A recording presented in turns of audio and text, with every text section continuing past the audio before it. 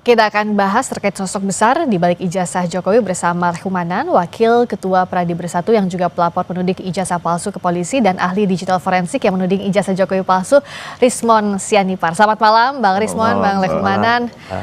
Ini kalau sekarang sudah sampai mana Bang Rismon after gelar perkara khusus kemarin?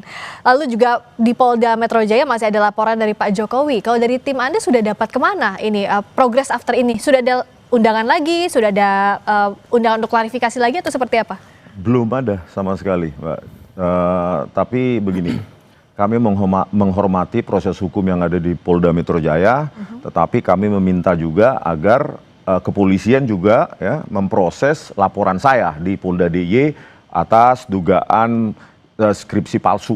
Itu nggak ada progres sampai sekarang? Belum ada. Berikut juga dengan dugaan penyebaran berita bohong terkait dengan bantahan peranan Pak Kasmujo dalam membimbing skripsi dan membimbing akademis. Jadi kalau kepolisian menerapkan prinsip equality before the law, maka semuanya harus jalan sesuai dengan rel hukum yang kita kesepakati, begitu. Tapi laporannya waktu di Polda DIY itu diterima kan ya? Kalau dari liputan yang saya lihat sebelumnya itu, iya, diterima, Mbak. Jadi terutama laporan, saya sudah diperiksa juga pemeriksaan awal, laporan atas dugaan skripsi palsu. Karena kami itu sangat kecewa dengan penjelasan atau metode forensik yang tidak dikenal dalam forensik digital, ya, forensik analog juga begitu. Dirtipidum menjelaskan bahwa lembar pengesahan skripsi Joko Widodo itu produk dari letterpress atau handpress hanya karena telah diraba, dirasakan ada cekungan, langsung disimpulkan secara prematur. Oleh karena itu, supaya Polda DIY melanjutkan proses hukum yang diperlukan untuk menguji apakah lembar pengesahan skripsi tersebut itu berasal dari tahun 1985. Nah, artinya apakah kalau di Polda Metro Jaya didorong untuk diselesaikan oleh pihak Anda, Bang Rehkumanan, yang di Polda DIY juga laporannya Bang Rismon harusnya diproses dengan hal yang sama? Ya, artinya kalau terhadap dua laporan polisi ya yang sudah ada ini, saya mendukung penuh ya. Secara personal saya mendukung penuh. Dua-duanya? Biar dua-duanya berjalan aja, beriringan. Tapi pastinya perlu saya jelaskan di sini bahwa Polda Metro Jaya telah melakukan penyitaan terhadap ijazah Pak Jokowi, yaitu S1 maupun yang SMA. Nah, sehingga menurut saya yang apapun yang dilaporkan oleh Bang Rismon kepada Polda DIY itu ya pastinya mereka akan sedikit banyak mengalami kelambatan. Karena kenapa? Karena ijazah aslinya sudah disita oleh pihak Polda Metro Jaya. Nah, terkait skripsi mungkin yang disampaikan atau yang dilaporkan oleh Bang Rismon ini, ya pastinya kita juga akan minta nanti diuji, ya kan? Dalam arti ketika proses penyelidikan mungkin masuk nanti ke penyidikan, ya kita juga akan meminta biar diuji lab saja. Tapi kalau memang pihak kepolisian nantinya ketika memanggil, mohon maaf Pak Jokowi, dalam hal ini untuk dicek lab barangkali skripsinya, ya kita juga akan mendorong Pak Jokowi untuk di dalam proses penyelidikan untuk diserahkan saja. Karena kenapa? Nanti cek lab itu karena sudah pernah dilakukan ketika di Bareskrim, sebelum masuk penyidikan kan secara sukarela Pak Jokowi telah menyerahkan. Sehingga di dalam laporan yang dilayangkan oleh Bang Rismon ini, kami juga akan mendukung penuh, kami juga akan meminta Pak Jokowi kalau bisa memang serahkan agar proses hukum itu bisa terang benderang, seperti itu. Artinya nggak ada masalah dong Bang Rismon, tadi ijazahnya udah disita juga sebagai ijazah analog. Kalau autentisitinya, keasliannya itu belum. Yang kalaupun ada yang diserahkan, ya kita belum melihat berita acara penyerahannya, ya. Begitu juga jangan diklaim dulu itu asli, ya kan? Kenapa bisa gitu? Loh, karena kami menemukan banyak fakta kan dari apa yang ditampilkan oleh Dirtipidum, jumlah SKS cuma 122. Itu kan syarat untuk sarjana muda di UGM. Itu menurut peraturan akademik UGM tahun 1982. Jadi 122 SKS itu mana cukup untuk melanjutkan ke mendapatkan gelar sarjana penuh di semua fakultas Universitas Gadjah Mada, belum lagi nilai MKDU yang D. Ya jadi belum lagi ketidaksesuaian tahun KKN. Ya, Dirtipidum mengatakan 1983, Pak Jokowi meralat, belum lagi bantahan Pak Kasmujo, dan belum lagi cerita dari Profesor Sofyan Effendi. Jadi makanya jangan diklaim dulu bahwa itu yang diserahkan itu ijazah asli, tetapi ijazah analog iya. Nah, diuji pun belum itu. Bahkan ketika konvers, Dirtipidum hanya menampilkan ijazah fotokopi.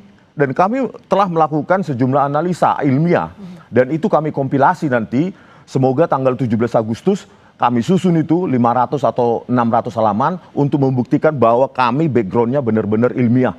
Tidak ada bohir, tidak ada tokoh besar seperti yang dituduhkan oleh Pak Jokowi.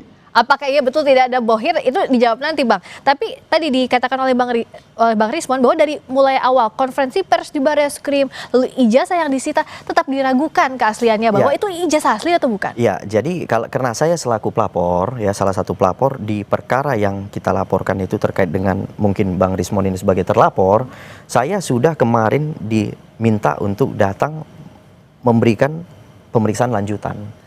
Jadi dari pemeriksaan lanjutan itu sekitar 29 pertanyaan saya sudah melengkapi. Kemudian diteruskan oleh Pak Silverster Matutina dan rekan saya Ade Darmawan juga diperiksa di hari yang sama. Oke, tahan dulu sampai sana. Nah, bagaimana prosesnya pada saat itu usai azan maghrib bagi wilayah Jakarta dan sekitarnya? Kami kembali.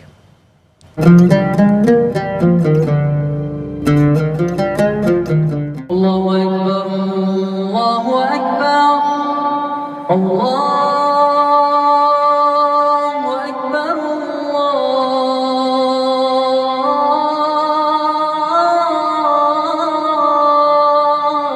Allahu Akbar. Asyhadu an la ilaha illallah.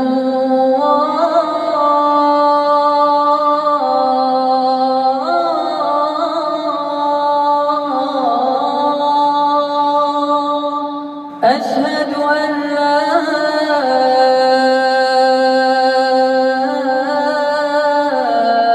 إله إلا الله.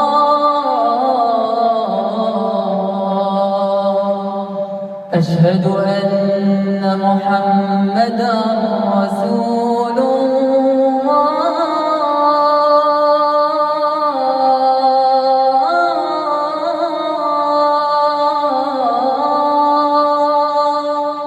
أشهد أن محمدا رسول الله.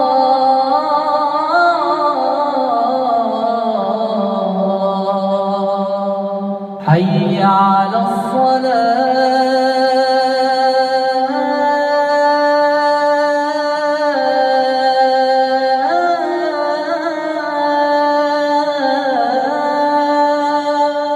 حي على الصلاة.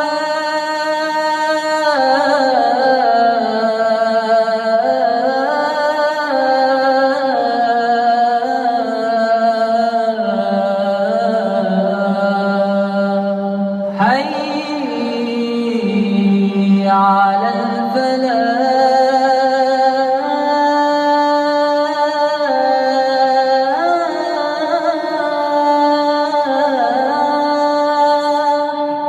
حي على الفلاح.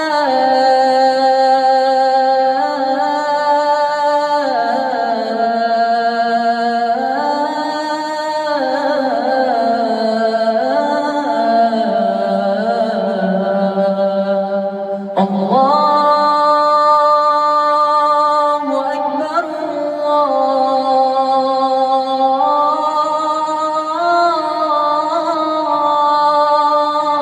الله أكبر. لا إله إلا الله.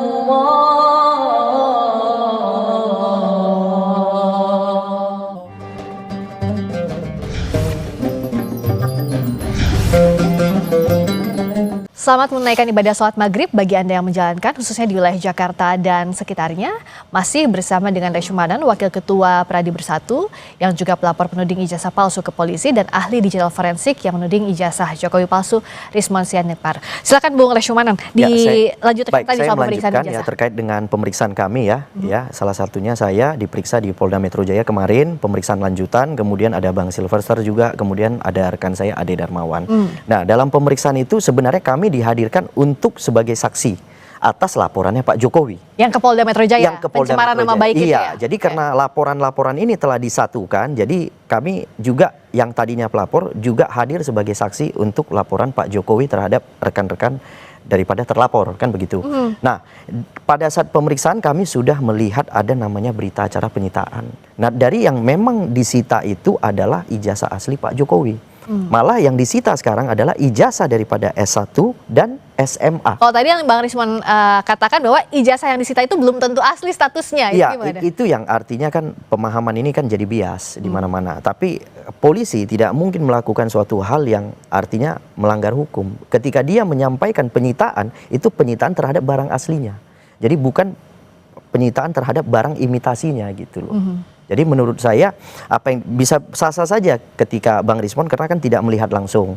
Tapi saya rasa karena kita kan warga negara, kita tahu bahwa polisi inilah yang diberikan oleh negara hak konstitusi untuk melaksanakan hukum. Jadi ketika dia melaksanakan penyitaan, menurut saya apa yang dia lakukan itu sudah sesuai dengan SOP gitu. Oke. Jadi tidak perlu lagi kita bantah gitu. Artinya pendapat Bang Rismon ini akan membuat makin bias masyarakat. Jadi saya meminta supaya Bang Rismon ini juga harusnya menyerahkan kepada hukum, ya kan, kita ikuti saja, kita lihat nanti. Pastinya saya nyatakan penyitaan itu adalah produk asli yang disita. Produk asli yang disita nggak usah diraguin harusnya, kata Bang Lisman. Tidak dong, ya dengan Kenapa? banyak histori kepolisian juga memanipulasi barang bukti digital. Ya Misalnya? Kan? Kasus Jessica Wongso, kasus Vina Cirebon, kasus KM50, kasus Verdi Sambo. Oleh karena itu kepolisian perlu pengawasan. Nah pengawasan itu kan bisa kita lakukan kalau transparan. Kalau bukan hanya klaim-klaim, nah jelaskan kepada publik, tunjukkan aslinya di mana, metode forensiknya apa, output variabelnya apa, baru kita percaya. Apa yang dianggap oleh Bang Rismon dan kawan-kawan itu tidak asli yang disita oleh polisi, seperti yang tadi dikatakan Bang Leshumanan, itu ijazahnya asli. Loh, kita sesuai kan dengan ketika SOP. kuliah ya menempuh studi terutama di perkuliahan kita kan ada observasi, pengamatan, terus analisa, baru kesimpulan. Terus kalau hanya diberikan kesimpulan bagaimana kita percaya? Sementara publik aja pun mengobservasi pun belum pernah. Melihat begitu dalam bentuk digital pun belum pernah. Tapi kita dipaksa untuk percaya. Belum lagi kita minta metode forensik apa yang dilakukan oleh kepolisian. Outputnya bagaimana? Apakah sudah uji kertas, uji tinta, jenis tinta, dan segala macam. Kan tidak pernah ada. Pondasi kami adalah kalau skripsinya bodong, maka dia akan mengalahirkan ijazah yang bodong juga. Gitu. Identik yang diuji oleh Bariskrim sudah kami bantah. Kami bantah mentah-mentah pada saat sidang gelar perkara khusus, dan tidak ada bantahan dari pihak Pak Jokowi maupun pihak dari Bariskrim. Padahal kami tunggu di situ. Karena apa? Ilmuwan itu bisa salah loh. Kami siap salah dan dihukum begitu. Nah, tapi Bang Rismon, apakah memang kalau dari pihaknya Bang Rismon, ya untuk dijelaskan juga, apapun yang disampaikan polisi, apapun yang disampaikan pihaknya Pak Jokowi pasti dibantahkan, tidak akan ada jawaban memuaskan untuk Bang Rismon dan kawan-kawan. Memangnya apa yang disampaikan selama ini? Kan langsung jump into conclusion. Kan hanya dibilang asli, metodenya apa, penjelasan proses akademiknya saja dari UGM itu nggak pernah dijelaskan secara utuh. Terdaftar sebagai sarjana muda sejak tahun akademik 1980-1981. Tahun akademik berikutnya juga sarjana muda. Tiba-tiba ada transkrip nilai 122 SKS. Itu pun tidak final karena kami punya ya yang tahun 1985 transkrip nilai akhir itu tidak ancur-ancuran seperti itu. Nilainya malah tulis tangan. Nah, bukti-bukti yang disampaikan tadi bukan karena ada bohir di belakang Bang Rismon dan kawan-kawan, tapi jawabnya nanti usai jeda di Sapa Indonesia Malam. Kami segera kembali.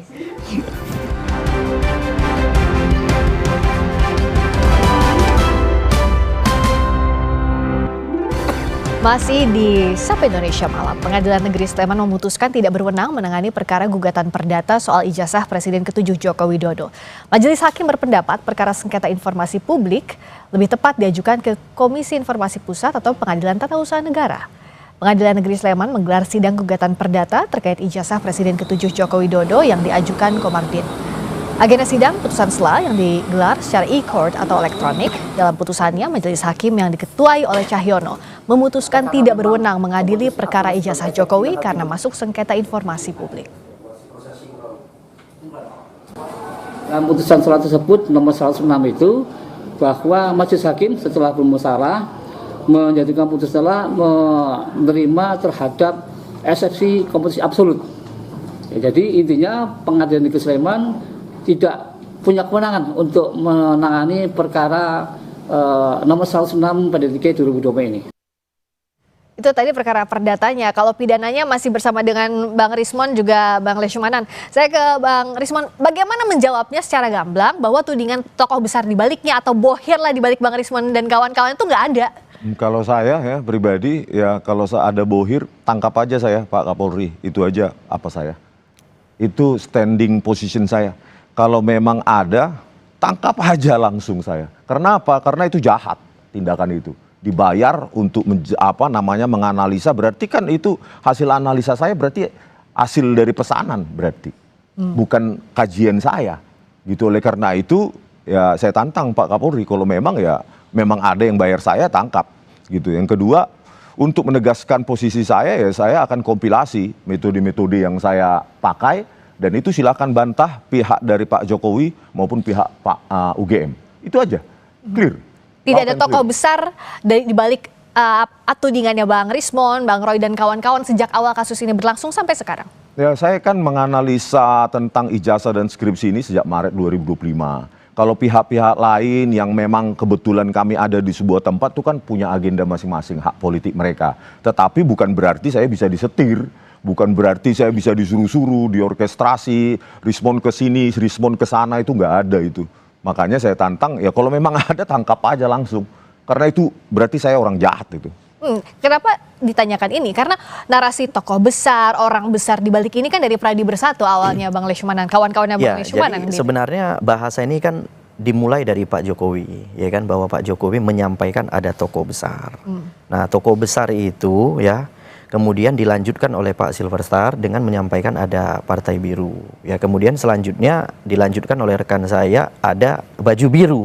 Jadi sebenarnya baju biru itu kalau bisa saya tekankan di sini adalah kembali kepada Pak Roy Suryo, karena dugaan kami dalang daripada penyampaian ijazah-ijazah palsu ini berasal dari Pak Roy Suryo. Bukan tokoh politik tertentu. Jadi Pak Pak Roy ini kan dulu memang berafiliasi di salah satu partai, tetapi kan sudah tidak. Tapi kami tidak ke sana ya sebenarnya arahnya. Kami sudah cuman mau menyampaikan bahwa tokoh itu adalah Pak Roy Suryo. Itu yang saya perlu sampaikan. Gitu. Karena dalam beberapa kesempatan saya perhatikan Pak Roy Suryo menggunakan baju biru. Jelas itu. Bang Silvestar juga pernah bilang mantan petinggi Indonesia. Siapa maksudnya petinggi itu? Nah, kalau petinggi itu ya artinya mungkin Pak Roy kan juga salah satu mantan petinggi kan sebenarnya kan.